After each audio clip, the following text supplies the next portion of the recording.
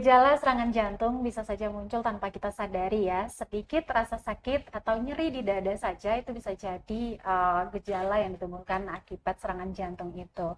Nah, untuk membahas terkait tema kita Tribuners yang sudah kita sounding di Facebook fanpage ataupun di Instagram kita, kali ini kami menghadirkan langsung nih Tribuners. Beliau adalah Dr. Gracia Lili Hatta yang merupakan dokter spesialis jantung dan jantung ya, dan oke, pembuluh darah. oke, dan pembuluh darah, oke.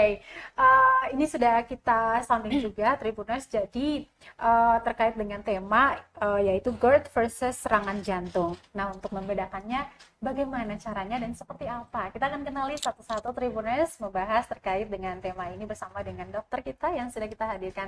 Panggil saja Dokter Grace Tribuners. Kita juga aktifkan comment section untuk kalian yang pengen bertanya atau menceritakan seputar dengan pengalaman kalian, terutama nih pengidap GERD. Kalau di Kota Ambon banyak, saya pasti di sekeliling kita, lingkungan kita juga banyak yang setiap hari ngeluh GERD gitu ya. Namun terkait dengan hal ini kita perlu waspada ya, amit-amit jangan sampai juga di situ ada gejala yang nantinya akan kita sebutkan bersama Dokter Grace. Nah, Tribuners, langsung aja kita sapa Dokter Grace. Apa kabar? Halo, selamat sore Mbak Ajeng ya. Iya. Senang sekali hari ini bisa hadir bersama dengan Tribun di sini ya. Baik. Meskipun cuacanya begitu tidak terprediksi hari ini ya, namun kita ya we make it lah ya, bisa berkumpul di sini di studio tribunambon.com. Kalau Tribuners lewat di Jalan Jenderal Sudirman, Batu Merah Sirimau, Kota Ambon, bawalah sekalian sama narasumbernya. Ya Tribuners, kenapa di Tribun Bastory kita sering menghadirkan dokter-dokter yang ahli di bidangnya Tribuners? Tentu saja karena kita ingin mengedukasi Tribuners terkait dengan isu-isu kesehatan yang tengah berkembang saat ini, agar kita tuh lebih aware terhadap tubuh kita jika nanti amit-amit misalkan merasa hal yang tidak nyaman dan mengganggu aktivitas kita sehari-hari, boleh saja langsung bertemu dengan dokternya. Dan tentu saja di Sulem Hospitals Ambon memiliki fasilitas yang mumpuni bisa menjawab keluhan Tribuners ataupun pertanyaan kalian. Nah, Dokter Grace sendiri ini bertugas juga di Sulem Hospitals Ambon ya. Oke, terkait dengan tema nih Dok, yaitu GERD versus serangan jantung.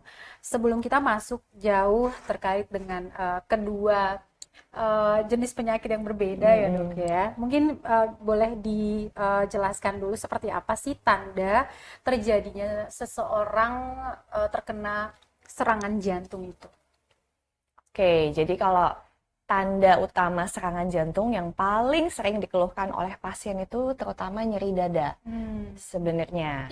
Tapi nyeri dadanya seperti apa? Biasanya pasien itu akan mengeluh nyeri dada tuh yang seperti berat, tertimpa, atau diremas. Dan biasanya itu lokasinya ada di sini nih, di belakang dada kita, lebih ke dada kiri ya. Bisa menjalar ke beberapa tempat bahkan.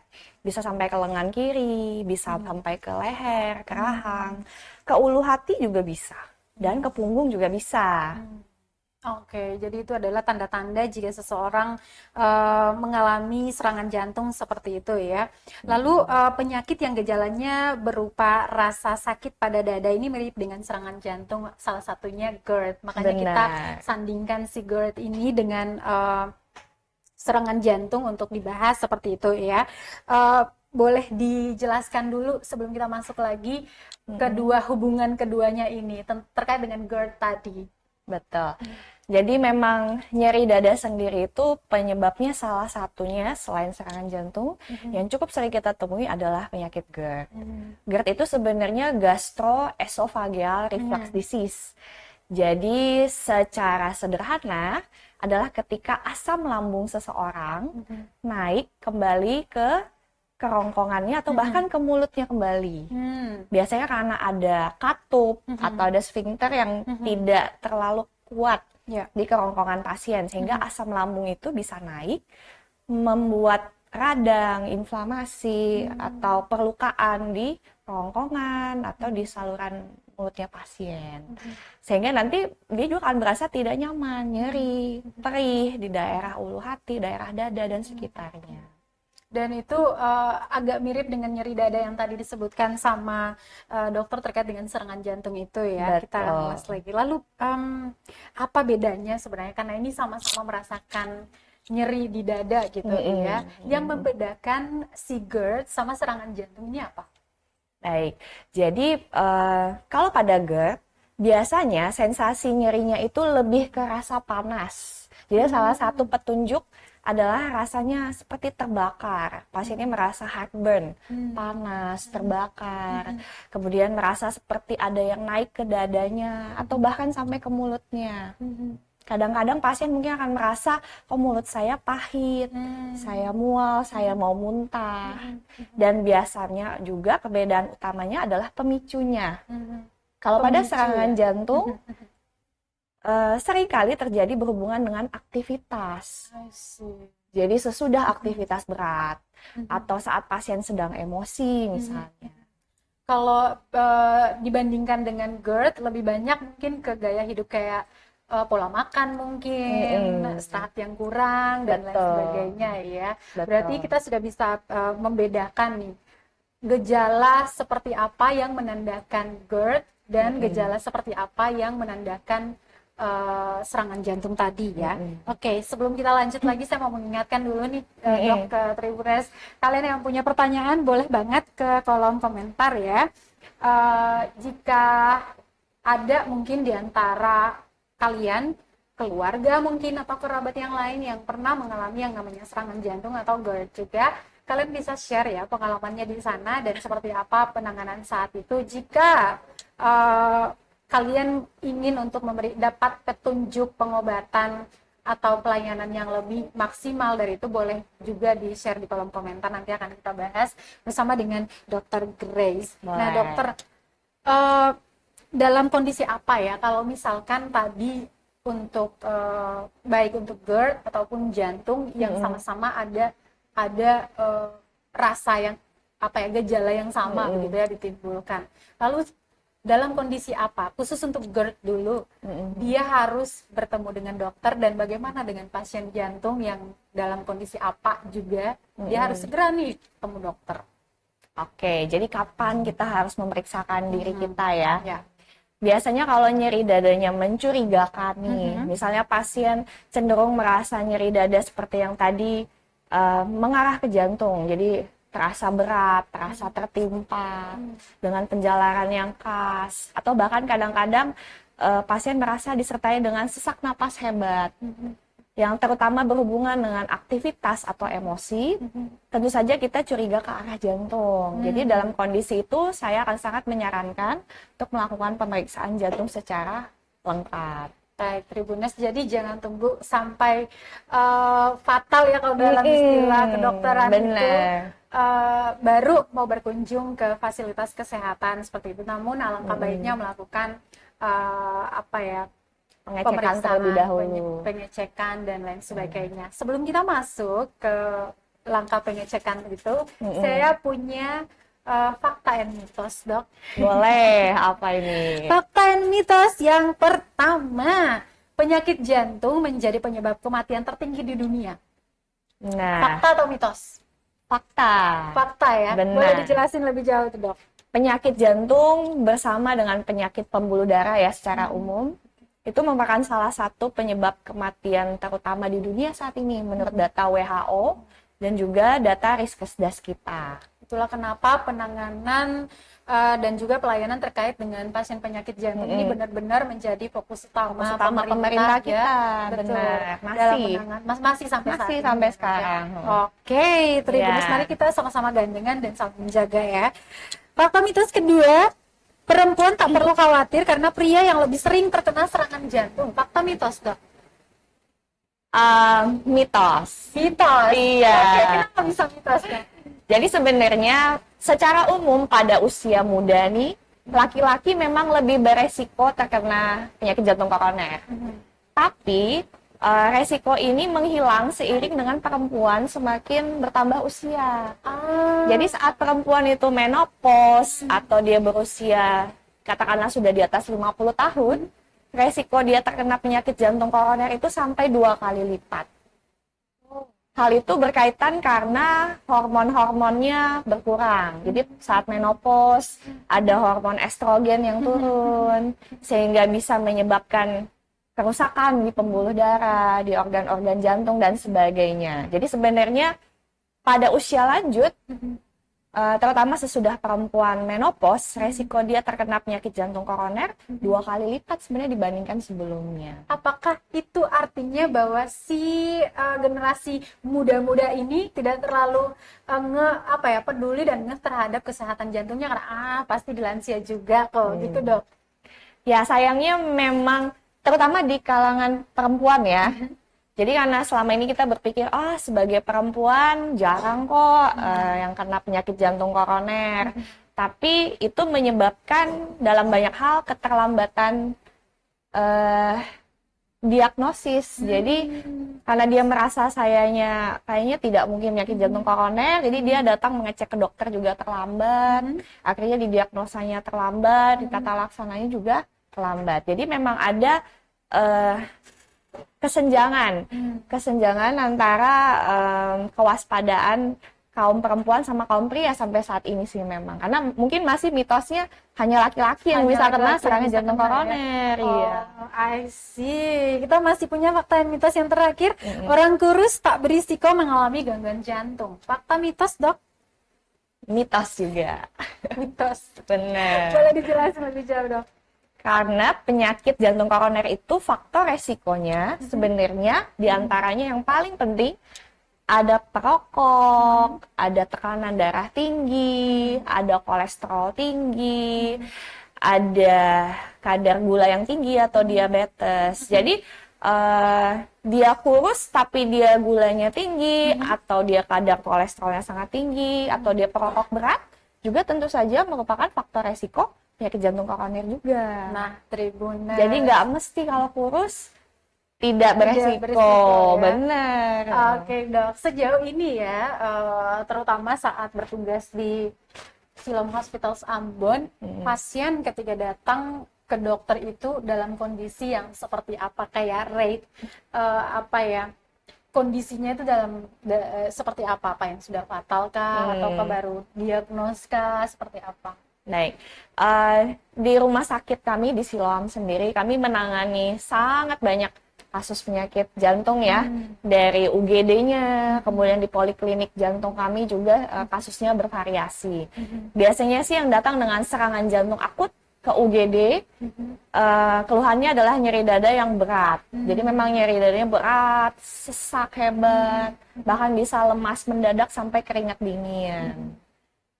Biasanya sih berhubungan dengan aktivitas, misalnya sesudah olahraga berat atau dia sedang emosi. Kalau yang datang ke poliklinik lebih bervariasi ya. Seperti ini apa? Iya, misalnya pasien mengeluh nyeri dada, tapi kita tahu bahwa kemungkinan nyeri dada ada beberapa, bisa dari jantung koroner, tapi bisa juga dari GERD misalnya, atau dari otot. Jadi biasanya saya akan melakukan tanya jawab lebih mendetail sih.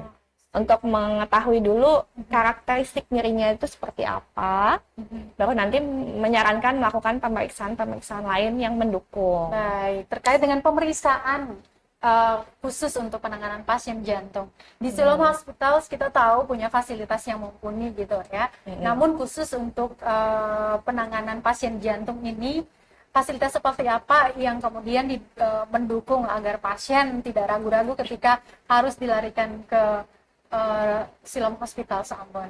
Ya, jadi tim UGD kami sudah sangat tanggap dalam mengaktifasi kode serangan jantung lah. Jadi kalau Anda punya kecurigaan atau khawatir ada keluarga atau diri Anda serangan jantung, jangan ragu-ragu untuk langsung ke UGD. Biasanya kita ya dimulai dari tanya jawab mendetail ya. Selain keluhannya bagaimana, saya juga akan menanyakan faktor resiko tentu saja. Ya. Pasien ini apakah selama ini ada darah tinggi atau diabetes atau kolesterol tinggi, apakah beliau perokok berat, itu kan semua mendukung. Baru kemudian kita akan melakukan pemeriksaan lengkap mulai dari rekam jantung, kemudian USG atau ekokardiografi jantung, bahkan bisa dilakukan pemeriksaan darah untuk mengecek ada kerusakan jantung atau tidak saat serangan jantung itu. Baik. Nah, untuk orang itu yang datang sudah dengan keluhan seperti itu ya, namun mau memeriksakan diri saja dulu nih, misalkan ada medical check up kah yang nanti mengarah ke sana? Bisa banget, Ya. karena kami juga punya paket medical check up untuk jantung yang komprehensif. Jadi bila Anda ada kekhawatiran atau curiga ingin berkonsultasi, nanti kita akan melakukan pemeriksaan yang mendetail dan di dalamnya termasuk juga rekam jantung, kemudian pemeriksaan darah lengkap. Jadi kita akan periksa kadar kolesterol lengkap, kadar gula lengkap, kemudian pada pasien yang bisa berolahraga, akan kami sarankan untuk melakukan treadmill stress test juga. Berarti jadi berlari lengkap di treadmill, ya? iya. Oke. Jadi untuk Tribuners tentunya tidak hanya dalam kondisi yang sudah sakit saja Betul, yang bisa jangan berkunjung, menunggu. jangan menunggu begitu ya. Kalaupun amit-amit sudah kejadian, tenang saja. Fasilitas di IGD sudah sangat dilengkapi, terkhususnya untuk pasien dengan keluhan jantung seperti itu. Betul. Nah, sementara untuk mau melakukan medical check up full aja, itu udah seperti yang tadi disampaikan oleh Dr. Grace. Jadi lengkap di sana ya. Oke, kita mau ke comment section dulu. Ini udah ada Tribuners yang bertanya di ke comment section kanal YouTube kah ini. Halo Tribuners, thank you yang sudah bergabung di comment section. Ini kapan lagi gitu ya? Ini kayak konsultasi online gak sih dok? Soalnya kalau mau ketemu beliau ini pasti harus janjian dan antreannya panjang. Jadi kami hadirkan di sini khusus untuk Tribuners. Jadi kalau kalian punya pertanyaan bisa langsung di comment section. Dengan Sihabudin bertanya, dok, saya pernah mengalami GERD disertai sesak nafas, jangka waktunya kurang lebih 1 menit begitu. Yang dirasa adalah mual, juga merasa sesak seperti tercekik. Kaki dan tangan juga merasa seperti kesemutan. Oke. Pertanyaan pertama, kalau ada seseorang yang mengalami serangan jantung, itu cara mengatasinya gimana ya dok? Ini pertanyaan terpisah ya. Yang tadi tuh, yang pertama tadi si Sabudin ini menceritakan tentang pengalamannya. Mungkin kalau dokter sharing ya. Sharing ya. Benar. Kalau mau ditanggapi silahkan. Pertanyaan yang kedua, kalau seseorang mengalami serangan jantung tiba-tiba, pertolongan pertama itu apa? Baik. Jadi memang GERD itu cukup sering ditemui ya, terutama berkaitan dengan pola hidup yang kurang sehat sebenarnya. Biasanya pemicunya memang kalau misalnya kita sering makan makanan berlemak, atau makanan pedas, atau makanan tinggi kafein atau alkohol pun itu bisa memicu GERD. Jadi mungkin kalau mau mengurangi itu ya kita coba pola hidup yang lebih sehat, kurangi konsumsi makanan berkafein, alkohol tinggi, pedas-pedas, berminyak, dan jangan makan terlalu banyak sekaligus dalam satu waktu, apalagi kalau habis itu langsung berbaring. Karena posisi kita berbaring akan memudahkan asam lambung itu untuk balik lagi dan mengiritasi saluran cerna kita. Ini biasa terjadi ya di kota-kota besar seperti kota Ambon. Kayak di lingkungan kita tuh punya keluhan yang sama, tapi masih membandel, masih aja minum kafein secara setiap hari malah ya. Bahkan terlihat tidak terlalu peduli, makanannya masih yang pedas-pedas gitu ya. Habis makan langsung baring, terus setelah itu ngeluh gitu ya, dada saya kok nyeri gitu. Iya, panas, kayak kecekik ya. Kecekik. Padahal emang yang tadi hal-hal yang sebenarnya harus dihindari oleh seseorang atau penderita GERD. Pertanyaan yang kedua tadi dok, kalau ada yang tiba-tiba kena serangan jantung, pertolongan paling pertama yang harus dilakukan? Oke, nah ini pertanyaannya bagus banget sebenarnya. Jadi dalam rangka perayaan Hari Jantung Sedunia ini, kami memang sedang menggalakkan supaya kita sama-sama bisa menolong kapanpun orang terdekat kita saat kegawatan serangan jantung ini terjadi. Biasanya pasiennya gimana? Paling sering kita akan temukan orang tersebut mengeluh nyeri dada, sesak napas tiba-tiba, dan kemudian jatuh, tidak sadarkan diri. Pertolongan pertama yang bisa kita lakukan adalah tentu saja melakukan bantuan hidup dasar terlebih dahulu. Seperti apa dok? Yaitu biasanya kita akan mengecek respon pasien.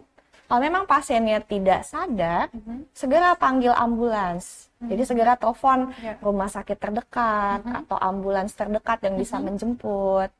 Kemudian jangan lupa untuk melakukan meraba nadi pasien tersebut. Apakah pasiennya ada nadi yang teraba atau tidak? Bisa dilakukan di lehernya. Jadi meraba nadi di leher. Teraba nggak nadinya selama 10 detik? Kalau tidak teraba, kalian bisa langsung melakukan pertolongan awal, yaitu kompresi dada. Kompresi dada. Langsung lakukan kompresi dada di atas tulang sternum.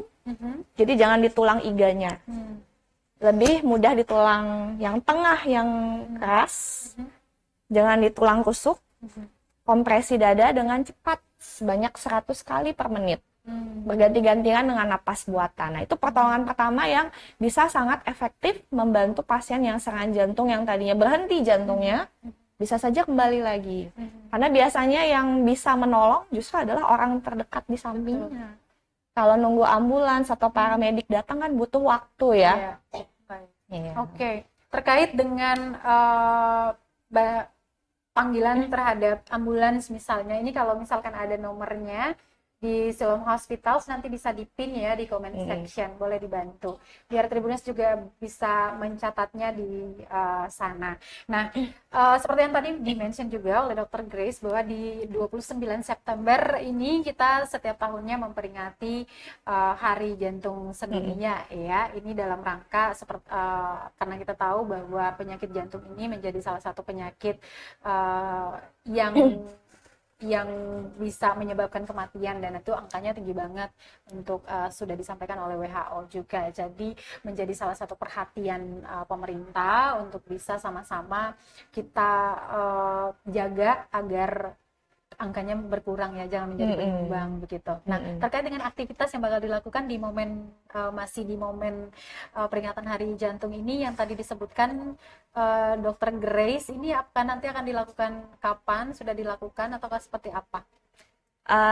Kami dari Ikatan Perkumpulan Dokter Spesialis Jantung se-Indonesia dan di Ambon atau di Provinsi Maluku sendiri juga sudah melakukan beberapa tahapan acara, diantaranya pelatihan bantuan hidup dasar, ada yang kami kenalkan ke kampus-kampus, kemudian penyuluhan seperti ini, jadi seperti webinar atau seminar.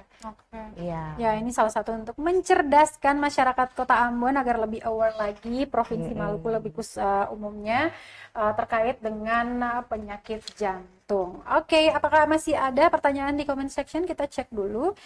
Kita masih punya waktu untuk kalian yang ingin bertanya, silahkan saja. Boleh. Oke, nah Tribuners,